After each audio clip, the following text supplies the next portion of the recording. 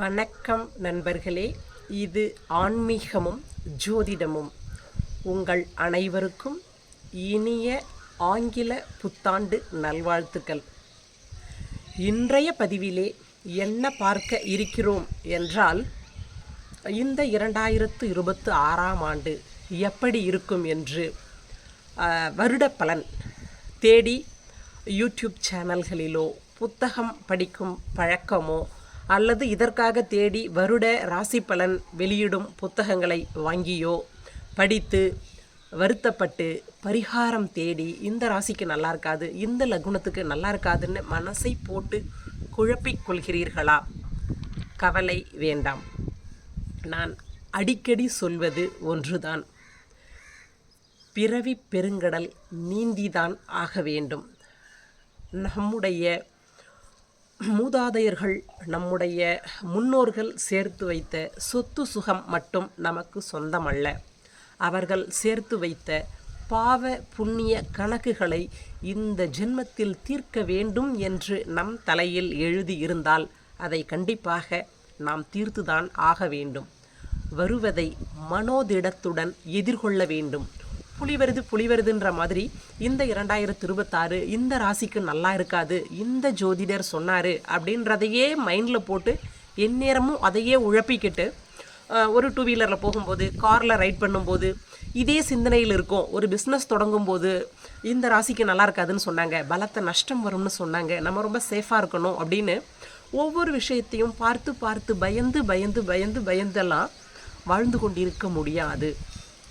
ஜோதிடம் பார்ப்பதே எதற்காக என்றால், ஒரு முன்னெச்சரிக்கை, நமக்கு ஒரு ப்ரிகாஷன், கொஞ்சம் கூடுதல் கவனத்தோடு இருக்க வேண்டுமே தவிர அதையே மனதுக்குள்ளே போட்டு குழப்பி நம்ம வருத்தப்பட்டு பயந்து ஆங்ஸைட்டி அதிகமாகி அந்த படபடப்பு, பதட்டம், பயம் இல்லாததையெல்லாம் நம்மளே கொண்டு வந்துடுவோம். உடல் நலம் கெடும்னு சொல்லிட்டாங்களா, ஐயோ நமக்கு சொல்லிட்டாங்க, என்ன வரப்போதோ, லைட்டாக செஸ்ட் பெயின் வர மாதிரி இருக்குது, ஷோல்டர் பெயினாக இருக்குது, இல்லாததெல்லாம் நம்ம உடனே கூகுளில் போய் சர்ச் பண்ணேன், ஆமாம் இந்த சிம்டம்ஸ் எல்லாம் இருக்குது, நமக்கு இது வந்துடும் போல். பயத்திலேயே ஒரு பேனிக் அட்டாக் வர்றதுக்கான வாய்ப்பு கூட நமக்கு வந்துடும். எது வருதோ வரட்டும், விழிப்புணர்வோடு இருப்போம். பெருசாக முதலீடுகளை தவிர்க்கலாம், கொஞ்சம் கவனத்தோடு இருக்கலாம், அவ்வளோதானே தவிர அதையே யோசிச்சுக்கிட்டு மனசை குழப்பிக்கக்கூடாது. குடும்பத்தோடு குலதெய்வம் கோயிலுக்கு சென்று வாருங்கள். முடிந்தவரை இயலாதவர்களுக்கு உங்கள் சக்திக்கு உட்பட்டு என்ன கொடுத்து உதவ முடியுமோ தானம் செய்யுங்கள். அது வஸ்திர தானமாக இருக்கலாம், அன்னதானமாக இருக்கலாம், ஏழை மாணவர்களின் கல்விக்கு நீங்கள் கொடுக்கக்கூடிய சிறு தொகையும் ஒரு தானமாக இருக்கலாம். நிரம்ப வசதி இருக்கும்போது ஏழை மகளிர் திருமணத்திற்கு உங்களால் முடிந்தது ஏதாவது உதவி செய்யலாம். ஆக மனதை பல வகையில் நம்ம டைவர்ட் பண்ணி கொண்டு போகணுமே தவிர ரொம்ப ஃபோக்கஸ்டாக இப்படி நடந்துருமோன்னு இந்த வருடம் முடியும் வரை அதையே நினச்சி பிணாத்திக்கிட்டு இருக்கக்கூடாது. ஒவ்வொரு ஜோதிடராக நம்ம ஜாதக நோட்டை தூக்கிட்டு அலைஞ்சிட்டு இருக்கக்கூடாது. மனோதிடம் எல்லாவற்றையும் மாற்றும் வல்லமை உண்டு. தெய்வத்தால் ஆகாது எனினும் முயற்சிதன் மெய்வருத்த கூலி தரும். உழைக்கிறத விட்டுறக்கூடாது. நமக்கு தான் நேரம் சரியில்லையே, வேலை கிடைக்காது அப்படின்னு வேலையே தேடிக்காமல் இருந்தால் எப்படி வேலை கிடைக்கும்? நான் வேலைக்கே போக மாட்டேன், எனக்கு கண்டம் இருக்குதுன்னு சொல்லியிருக்காங்க, எனக்கு உயிருக்கு ஆபத்து இருக்குதுன்னு சொல்லியிருக்காங்க. ஒரு முறைதான் மரணம், அது என்று நிகழும் என்று தெரிந்துவிட்டால் வாழ்க்கையில் எது சுவாரஸ்யம்? அப்படித்தான் சாகணும்னு இருந்தால் செத்துட்டு தான் போவோமே. மரணம் என்பது பெரிய மாயாஜாலம் எல்லாம் இல்லை, நிகழ்ந்தே தீரும். மன்னாதி மன்னனாக இருந்தாலும் மரணத்தை வெல்வது இயலாத காரியம்.